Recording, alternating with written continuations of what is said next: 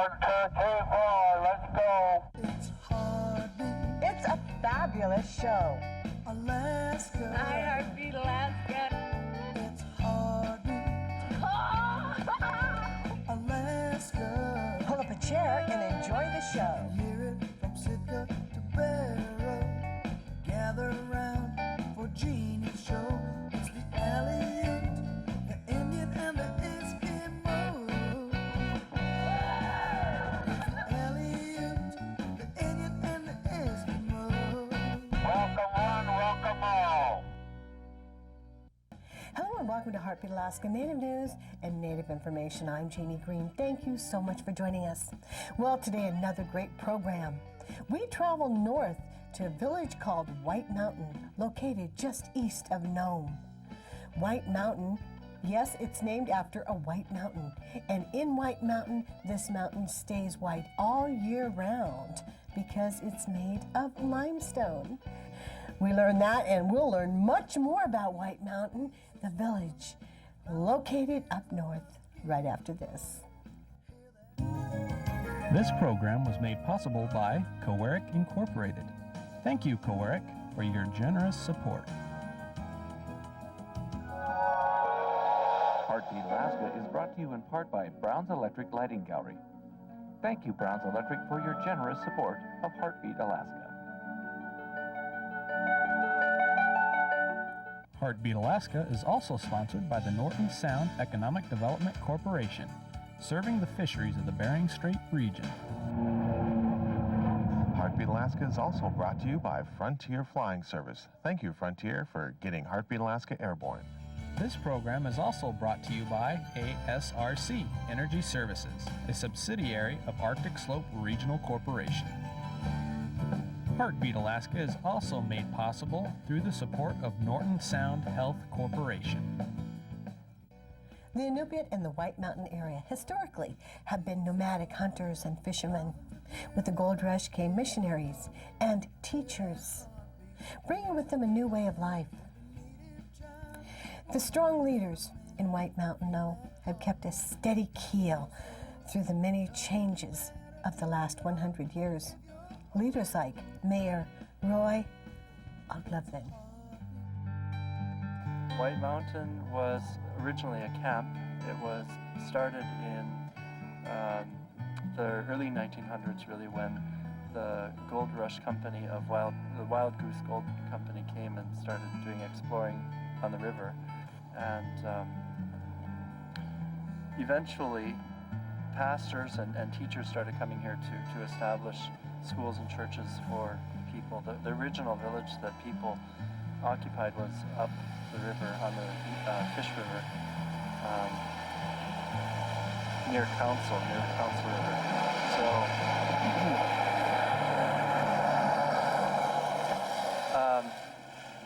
eventually people started moving here like in 1888, and I think the town itself was officially established like in 1934, and then the traditional council, the IRA council that governed the village, was established in 1939. And that you see is the old Wild Goose warehouse, and it's the Wild Goose Company is the company that started the gold mining in this area. What they would do is they would ferry goods up the river by large wooden boats, and they would use horses to draw the boats up and down the river. And this was their supply warehouse, and this is where they would stop a lot of goods before taking it up the river for the mining camps. In the 1800s, when Gold Rush, when they had Gold Rush in Nome and Council, White Mountain was not in existence. Rita Buck has lived in White Mountain almost her whole life. There were fish camps along the river. There was Inupiaq and Inupiaq, that camp up in Cache Creek and over below Gollivan's Rocky Point. People lived in these campsites, and when the prospectors came, they built that old gym over by the school as a storage place for going up to their mining place up in Aggie Creek and Council. And then with that came the missionaries. and the teachers, and then they built the old BIA school. And then they realized that these Native people needed their kids to go to school. Then White Mountain became a village. The high school, well, actually the high school was located there, but that building has been remodeled. But this was the home where the kids lived. So they would live there and they would go to school down there. There was also another dorm for students that were not homeless students, but students who were transplanted from other villages. And this building that you see there was the boys' dorm for those students. Where this green building is sitting now, there was a larger building that was the girls' dorm. So this is a whole campus just for students who were from other villages in the state who were going to school here. The high school has some historic significance in that it was a place where Howard Rock went to school, and the school was at one time one of 3 high schools in the state of Alaska that Native students would go to. In the early 20s and 30s, in the 1920s and 1930s, it was a boarding school for many of the children in the state who lost their parents to the flu epidemic. This building is our clinic, and the clinic, White Mountain has some of the best trained health aides in the state, actually, and that's one of the areas that Norton Sound Health Corporation has done a really good job of, is like training health aides and getting them ready to handle any emergencies that happen in our communities. And we have some of the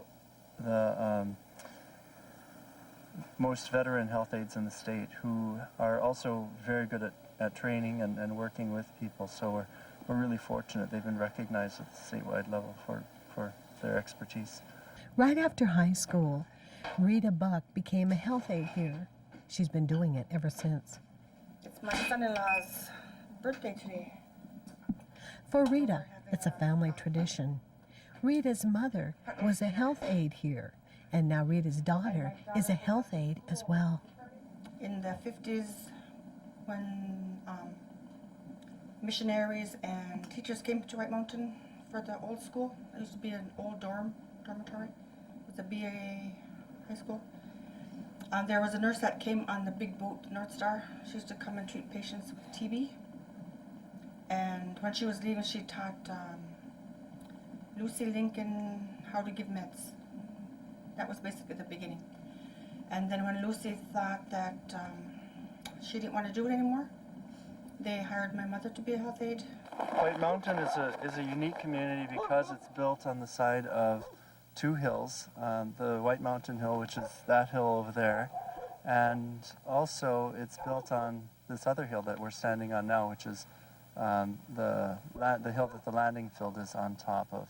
And therefore the space in the village is really limited. We have a hard time constructing new buildings, partially because we've run out of space. And building sewer and water lines in the village has been really challenging because of the hilly terrain as well. But here you can see we've developed a new area, and we may be building up further. But these are some of the most recent generation of housing from our housing program.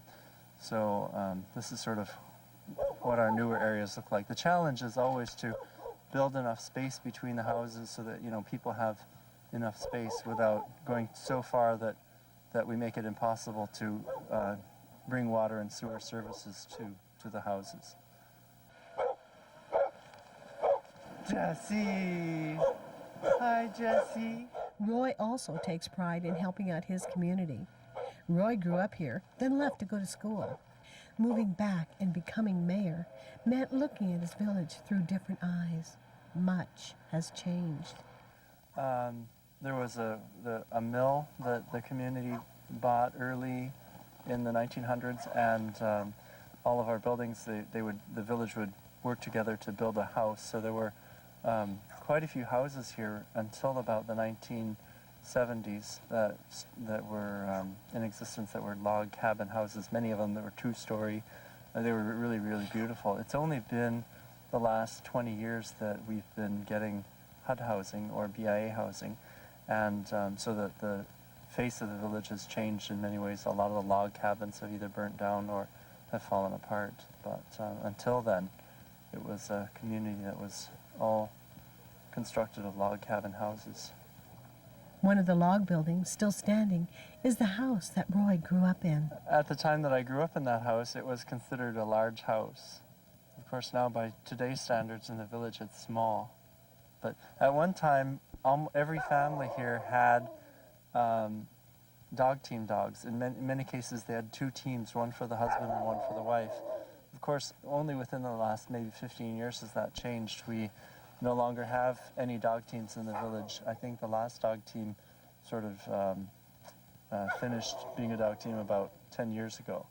But my parents, when my siblings were small, my older siblings, both my mother and father had their own dog team.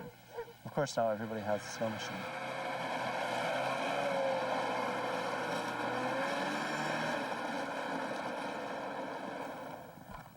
In White Mountain, as in all other Alaskan villages, ATVs have become really critical for transportation and for people being able to move things, like heavy things. And as you just saw there was an older gentleman on a snow machine. And almost everyone here has 2 or 3 snow machines per family, which is very new. I mean, 10 years ago, maybe each family had a vehicle, not 2 or 3 vehicles. But and 10 years ago, perhaps, people would use their vehicles only to go hunting out of the village, and now you see a lot of people using their vehicles within the village. So there's a different trend as far as transport happening with ATVs. Hi, Julius. Julius, where are you going?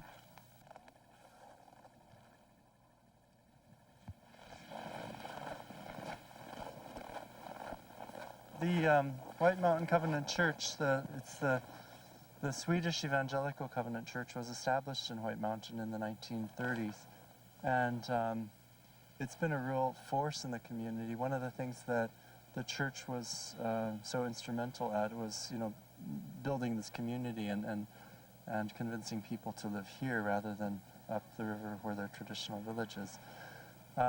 It's done many, many good things in the community, but some of the things that might be seen as negative by some people in the community are the loss of language and the loss of traditional cultural activities. But the church still plays a primary force in the village, so we give it a lot of respect. Yeah, it's a neat old building too. Yeah. The community has gone through so much transition since the early 1900s, and there was an incredible impact from the gold rush and from Western influence, and the community really turned a lot of that into a positive.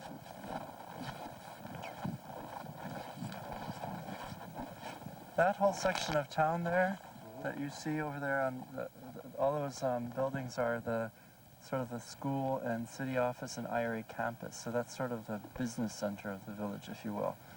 And you could kind of see, like, there's a whole section of large buildings on that side of town. That's basically where all the business happens, where everything occurs as far as, and we have like the store there and the main offices plus the school. So this side of the village is sort of residential. That side of the village is sort of more business. Kind of a neat thing about this creek is that you can't really see it right now, but it's covered. But at one time there was a war here, and when the people went up to the top of that hill to see where the enemies were, and they saw how close they were, many of the people took their kayaks, which is the kayak, and they brought them up this little creek to hide until the enemy warriors came. And so to this day that creek is named Inupiaq, which means place to hide. This is a neat story. I don't know for taping, but it used to be that the main road of the village ran past those houses here and along here and through these willows up to the church. And at one time, this whole area here was all trees. And there was something that happened, like a flood or something, and this whole area got flooded out. So there was a young woman that lived across here that started using a small footpath through the trees along here, and now that's become like our main road. It's amazing how that kind of stuff happens. The life in the life of a small village. Here you can see some of the river boats that people use during the summertime, and that is a very crucial thing for people as far as fishing and doing subsistence fishing activities on the river. The river that we're looking at now is called the Fish River. In Eskimo, it's called Igatluik, and that translates to fish, the river of fish. The boats here are remarkable because oftentimes the river gets so shallow, it's like maybe 4 inches deep. And as big as these boats are and as heavy as they are, they can still go through that water, and they have jet boats. But that's become a real issue on the river recently because we're having such a decrease in fish population. That one of the issues that we're looking at, besides the impact of too much fishing, or besides the impact of environment, we're also looking at the fact that the jet motors may be causing some damage to spawning areas.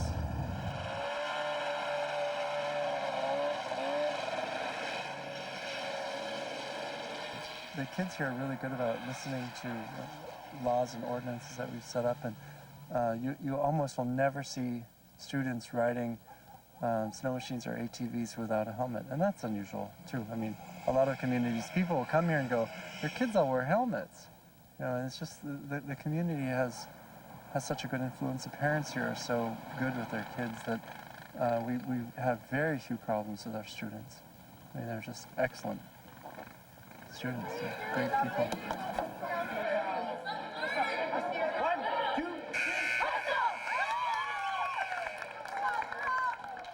And speaking of students, you'll find them all down at the gym tonight for the big basketball game. It's the White Mountain girls playing their first game of the season against Shaktoolik. Oh, and when I say all the students, I mean it. Every girl that goes to White Mountain High School is on the basketball team, all 8 of them. The same is true of Shaktoolik. Every girl in high school is on the ball team. It's cool, you know everybody. We're all really close best friends. Jenna Fagundes is a junior at White Mountain High School.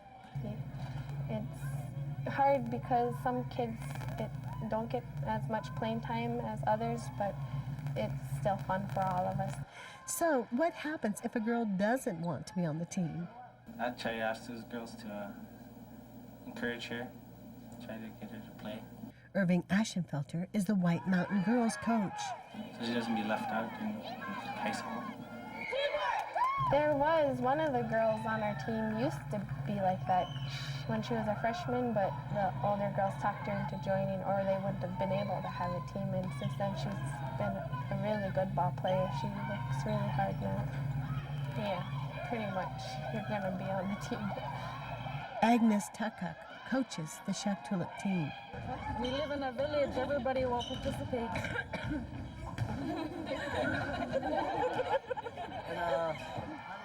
And it looks like the fans love it, especially these little girls.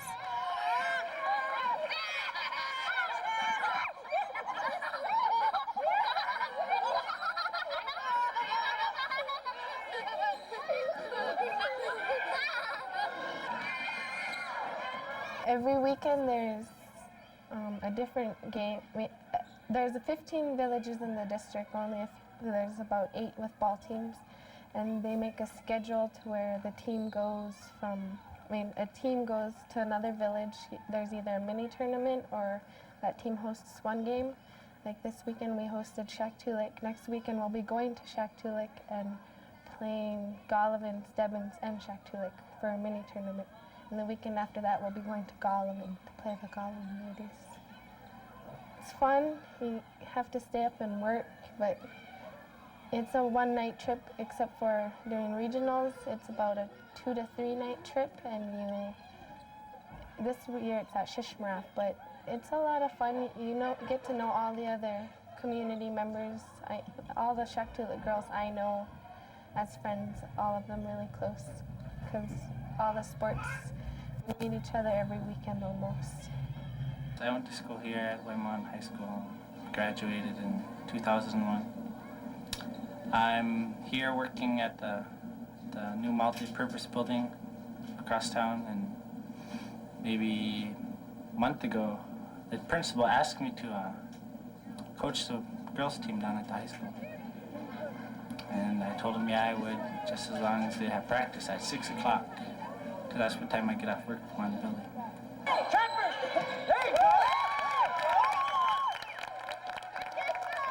Well, I hope that they get away from this, that they had fun, they were with their friends, and they were able to do something as a team, try to make it to state. Those girls love to travel, and real nice, and I really want to go to state.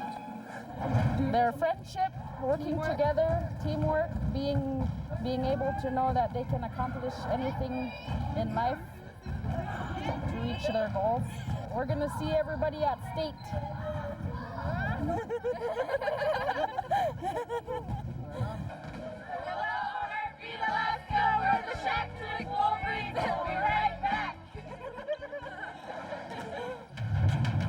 Flying in Alaska?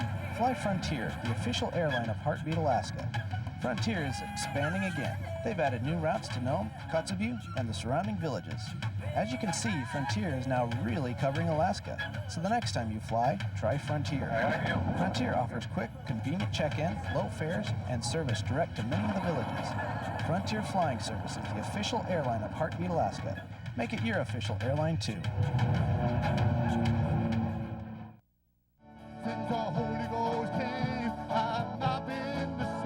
Don't miss the I Did It Revival, March 4th, 5th, and 6th at the Anchorage City Church. It's the songs and praise of evangelist Gary Semple, direct from Venati, Alaska. It's the I Did It Revival, March 4th, 5th, and 6th at the Anchorage City Church. Amen.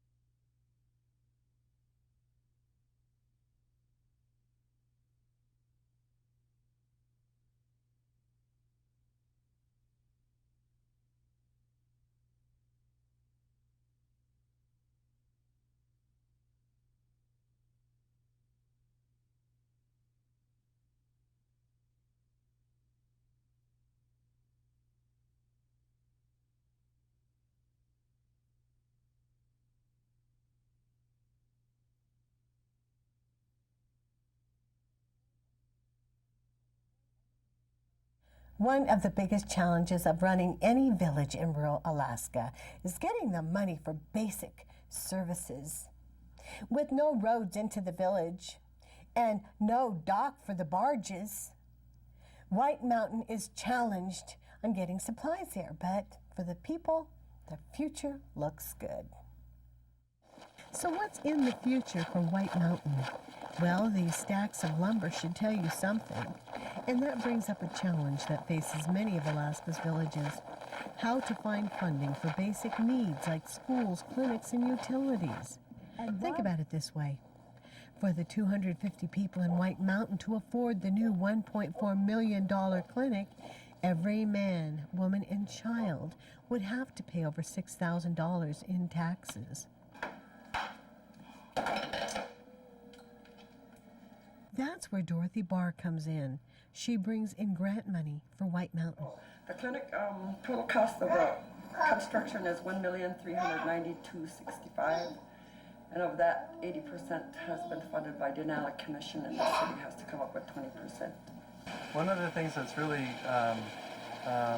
good about this community is it's very productive, and we have a lot of really neat things going on. One of the things that we've also done this year is build an ice skating rink. We're not completely finished, but within the next week we hope to have more ice on there, and we've been doing those sorts of things like every year, and that's really unusual for a small village like this to like build ice skating rinks. Are you getting cold? Taking a break to warm up on his way around the village, Roy checks in at the office. He thinks one of the keys for small villages to be successful is cooperation. The local governments, the IRA Council, the City Council, the White Mountain Native Corporation, the Volunteer Fire Department, the church, all of those organizations work very closely together in White Mountain to plan any kind of infrastructure, any kind of events, any kind of activities that happen in the community are planned in collaboration with all those organizations. So for instance, this last year we developed a 20-year strategic plan for White Mountain. And we've also, within that 20-year strategic plan, we have a 5-year short-term plan that are holding a lot of the action items that we want to accomplish.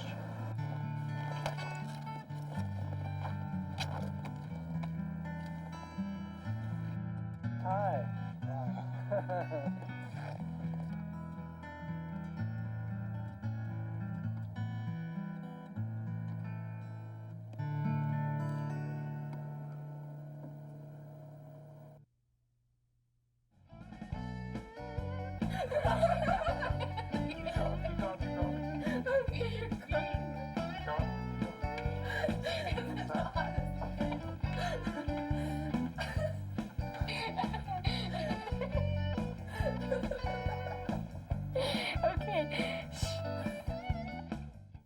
I put that cigarette in my mouth once and I wanted it. You know the reason I quit? The reason why I quit, the doctor told me, he don't know what kept me alive.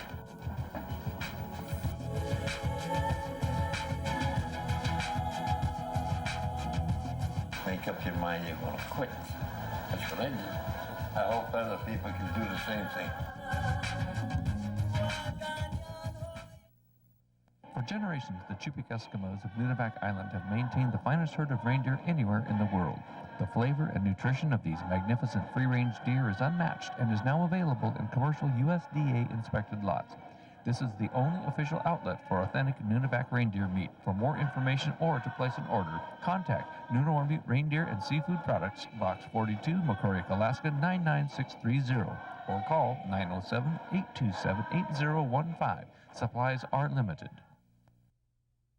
Thank you, everyone, for joining us for Heartbeat Alaska Native News and Native Information. Hello to our new viewers in Washington. So nice to have you with us.